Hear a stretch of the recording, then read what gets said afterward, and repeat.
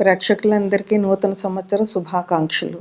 ఇప్పుడు మనం 2026 సంవత్సరం జనవరి 1వ తారీఖు నుంచి డిసెంబర్ 31వ తారీఖు వరకు 12 రాశుల వారికి ఎలాగుంటుంది,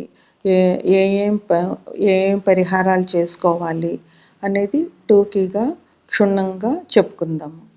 ఈ 2026 సంవత్సరము మార్చి 19వ తారీఖు ఉగాది అయింది. ఉగాది నుంచి ఈ ఉగాది తెలుగు పేరు ఏంటంటే పరాభవ నామ సంవత్సరం. అందువల్ల ఉగాది మార్చి 19 నుంచి వచ్చే సంవత్సరం 27 మార్చి, ఇంచుమించుగా మార్చి వరకు ఈ పరాభవ నామ సంవత్సరం ఉంటుంది. అయితే ఈ పేరులోనే తెలుస్తుంది పరాభవ నామ సంవత్సరం అంటే కొంచెం కష్టంగా ఉంటుంది, ప్రజలందరికీ ఇబ్బందులు ఉంటాయి అనేటటువంటిది మనకి పేరులోనే తెలుస్తుంది. అయితే ప్రేక్షకులు ఎవరు కూడా టెన్షన్ పడకుండా దైవారాధన చేసుకుంటే అన్ని సమస్యలు కూడా ఆ దైవమే తీర్చేస్తాడు. ఈ సంవత్సరంలో ముఖ్యంగా వచ్చేటటువంటి విశేషాలు ఏమున్నాయి? పండగలు అందరికీ తెలిసిందే. ఉగాది తర్వాత శ్రావణ మాసం వస్తుంది, తర్వాత భాద్రపద మాసం వినాయకుడి చవితి వస్తుంది, తర్వాత దేవి నవరాత్రులు వస్తాయి, దీపావళి, దసరా, ఇవన్నీ అందరికీ తెలిసినదే. ఇవి కాకుండా ఏమైనా గ్రహణాలు ఉన్నాయా ఈ సంవత్సరం, లేదా ఏమైనా అధిక మాసాలు ఉన్నాయా, మూఢాలు ఎప్పుడున్నాయి, ఇటువంటి విషయాలు నేను ఇప్పుడు చెప్తాను. 26/2/2 జూన్ 2026 మంగళవారం నుంచి 18/6/2026 శనివారం వరకు కూడా యమునా నది పుష్కరాలు జరుగుతాయి. అది ఎప్పుడంటే గురుడు మారుతాడు కనుక యమునా నది పుష్కరాలు ఈ సంవత్సరంలో జరుగుతాయి. ఇంకా మనకి ఈసారి మన తెలుగు మాసాల్లో అందరికీ తెలుసు కదా, చైత్రం, వైశాఖం, జ్యేష్టం అని. ఈ జ్యేష్ఠ మాసం అధికంగా వచ్చింది. అంటే అధిక జ్యేష్టము, నిజ జ్యేష్టం, 2 జ్యేష్ఠ మాసాలు వచ్చాయి. అయితే అధిక జ్యేష్టం ఎప్పుడంటే 17/5/2026 నుంచి 15/6/2026 వరకు.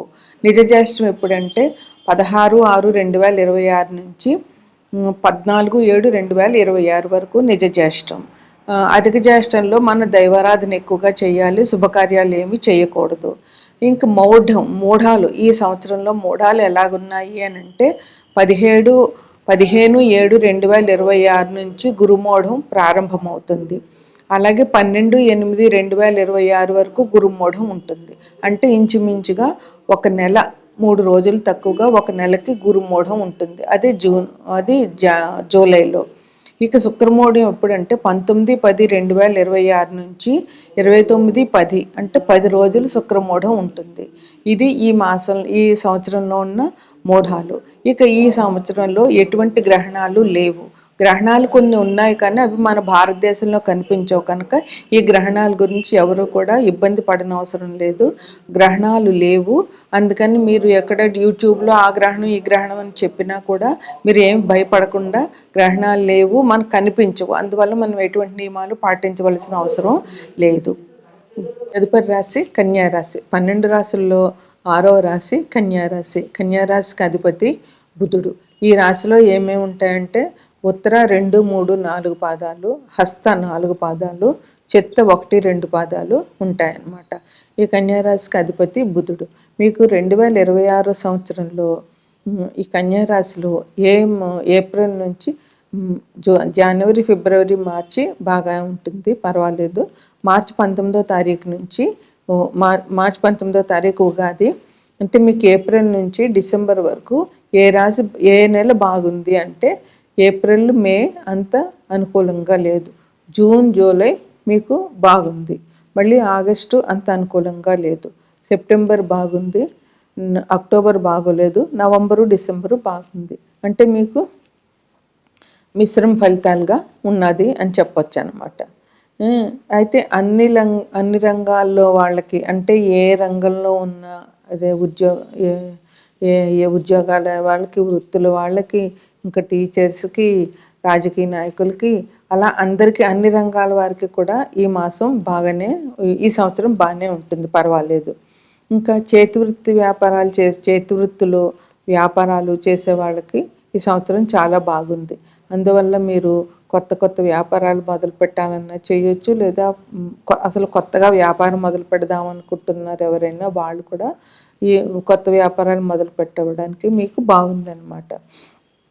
ఆరోగ్య విషయంలో మీకు ఎటువంటి ఇబ్బందులు లేవు, చాలా ఆరోగ్యంగా ఉంటారు. చిన్న చిన్న తలనొప్పి, జలుబులు లాంటివి తప్పకుండా ఉంటాయి ఎవరికైనా సరే.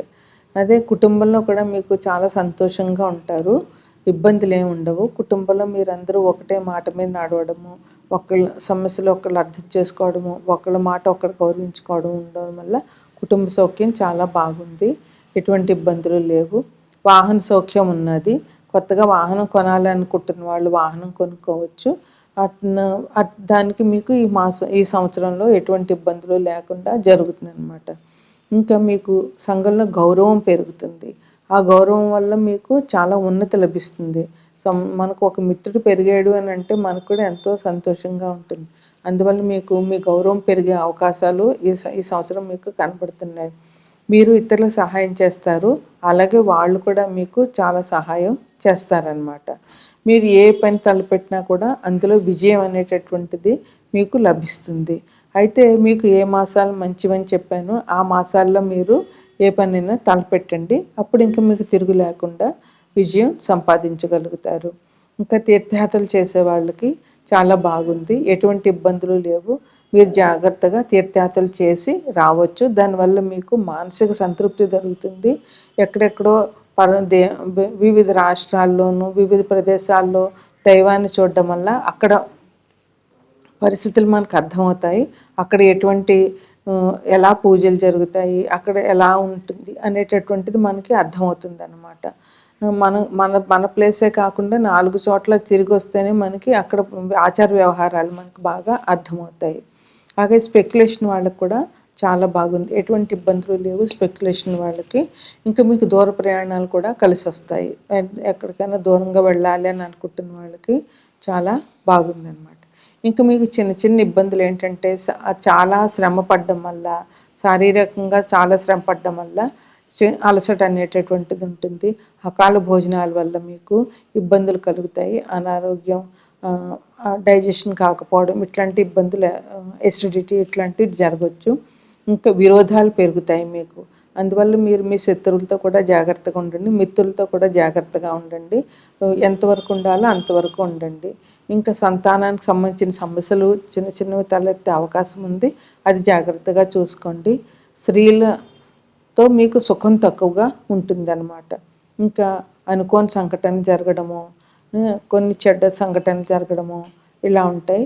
మీకు కుజిన వల్ల ఈసారి ఇబ్బందులు వచ్చే అవకాశం ఉంది కనుక మీరు మంగళవారాలు చేయండి.